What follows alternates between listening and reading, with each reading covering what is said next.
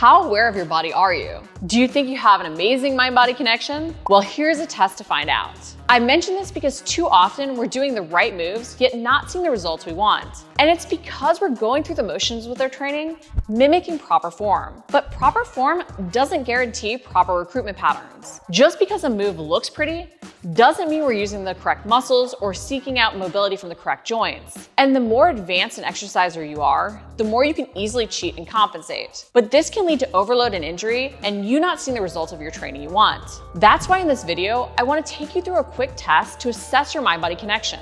And I want to do this test for an area many of us actually struggle to activate correctly: our glutes. To do this test, you'll just be performing what seems like an oh-so-simple move and an essential basic, the bodyweight glute bridge. To do this glute assessment, I recommend setting up your phone camera to film yourself from the side and even from the knees up on a second round through. This external feedback can then help you adjust form if you need to tweak things to get the correct muscles working. As you perform this move, you're going to ask yourself 4 key questions at different points of the move to assess different muscles and even imbalances between both sides. If you have the camera running, you can verbally answer. Otherwise, you may want to have a piece of paper next to you to make notes on. Then set up as you normally would for the glute bridge. I like to have clients place their feet flat on the ground at a comfortable distance from their glutes and bend their elbows to drive their upper arms down into the ground. Then you want to bridge up. Pausing at the top of the bridge, ask yourself, what do I feel working the most? Lower back? Yes or no? Glutes? Yes or no? Hamstrings? Yes or no? Quads?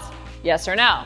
Relax back down. Repeat the move a couple more times, pausing to assess. Then record what you felt. Then next, as you bridge up, you're gonna ask yourself, what do I feel working first? Is it your hamstrings, glutes, quads, or lower back? Write down which muscle you feel engaged first. Next, as you repeat the bridge, assess both on the way up and as you pause for a second or two at the top to ask yourself, do I feel one side working more? Yes or no? And if yes, which side? Even make note of whether or not you feel one side working more or if you only feel one side truly engaging. The final assessment you want to do is focusing on where you truly feel your lower back, glutes, or hamstrings working especially. Do you feel the top of your butt under your SI joint working? Yes or no? Do you feel in the meat of your glute working? Yes or no? Do you feel right under your butt working? Yes or no? Do you feel the middle of your hamstrings working? Yes or no? Make a note, yes or no, for each one of these. Now let's break down what this information helps you understand about your glute engagement. This may come as no surprise,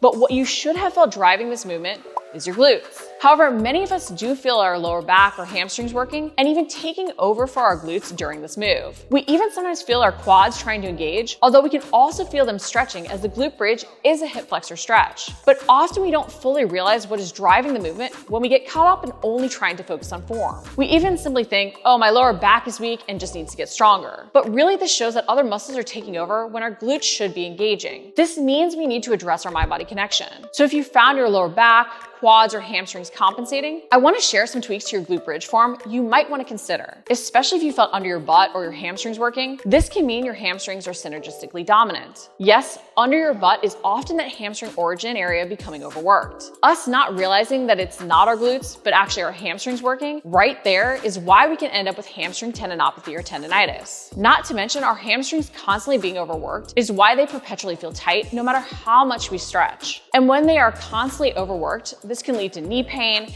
hamstring strains and pulls, and even perpetuate your lower back issues. So making sure the correct muscles are working during a fundamental, more focused movement is key so we can lift more and run faster and avoid injuries with more complex movement patterns. I'll also share some tips as well if you found that you had an imbalance between both sides. Sometimes this can mean we feel only one side working, or that we feel our glute on one side but actually our hamstring on the other. But first, how can you adjust your form if you don't feel your glutes working like they should? Here are 5 quick tips. Number 1, focus on maintaining that posterior pelvic tilt from the start and don't get caught up in bridging higher. This can help you make sure you're using your abs to protect your lower back and the posterior pelvic tilt engages the glute max. Also, often in an attempt to bridge up higher, we arch our back at the top, overextending our hips further, which overloads our lower back and can even engage our hamstrings. Number 2, drive your knees towards your toes. Focus on pressing through your entire foot as you bridge up, driving your upper arms into the ground. Don't push yourself backwards. Focus on driving those knees forward to help you avoid overusing your hamstrings. This can even help if you tend to feel your quads working too. Number 3, focus on stopping the lift with your glutes. So often in trying to work through a full range of motion, we stop engaging muscles to power the move. Instead of trying to get a bigger range of motion, try and really squeeze your glutes hard to prevent yourself from being able to lift up any higher. This focus on that activation of the glutes will make sure you're driving true hip extension while avoiding anything else compensating. Then number 4, pause and adjust. At the top of the bridge, pause and then try a little adjustment. If you move your feet closer into your butt, does that help? Or does moving them further away help you engage your glutes better? While technically moving our heels further away towards a straight leg glute bridge engages more hamstring, you may find due to hip tightness that having your heels in too close to your butt engages the hamstrings more, or makes you arch your back or even feel your quads. So as you hold at the top, assess what you feel working and play around with even your posterior pelvic tilt or trying to engage each side. Even put a hand on your glutes to try and give them that tactile cue to feel them working to make that mind-body connection. That can allow us to get the positioning we need. And number 5, try other bridge variations. Sometimes we need to first adjust the variation we use to recruit the correct muscles. Slight changes to our posture and positioning can really impact things, and even tools can provide an extra stimulus to improve our mind-body connection. Even doing a move we feel working our glutes correctly prior to the one we struggle with can help us establish the mind-body connection in that second move. 2 great variations to try if you're struggling to engage your glutes can be the frog bridge, as the external rotation can often help, or the mini band glute bridge. Pushing out on the band can help engage our glute medius, which can better help us engage the glute max. The band can also sometimes help if you struggle to get both sides working together. Now, to address an imbalance between sides, I do want to note we'll never be perfectly even, but we do want to note when one side isn't pulling its weight. When we have an imbalance, this can lead to our stronger side taking over during movements. This can lead to injury on that dominant side. It can also mean that we risk injury on our weaker side if it's fighting to constantly keep up. So we want to address imbalances as much as possible and be conscious of them. This is where unilateral glute activation may be key. You may consider extra work for that weaker side, even swapping in something like the single leg reverse hyper to get that glute working. Or you may use something like the 80-20 glute bridge to help you focus on each side working more independently. We have to recognize how challenging the full unilateral or single leg glute bridge is, which is why I recommend the 80-20 version instead. If you can't control the 2-leg bodyweight bridge,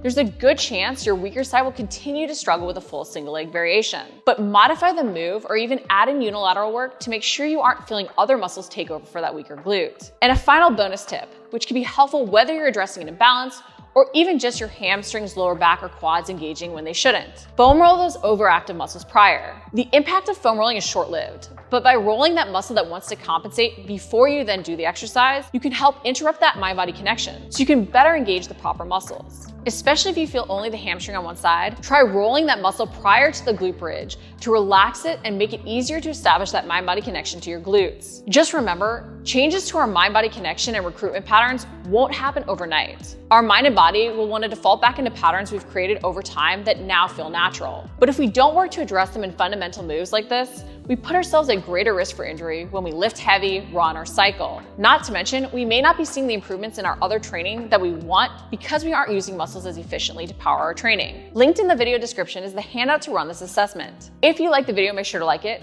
comment below if you have any questions, and subscribe. We're posting new videos each week.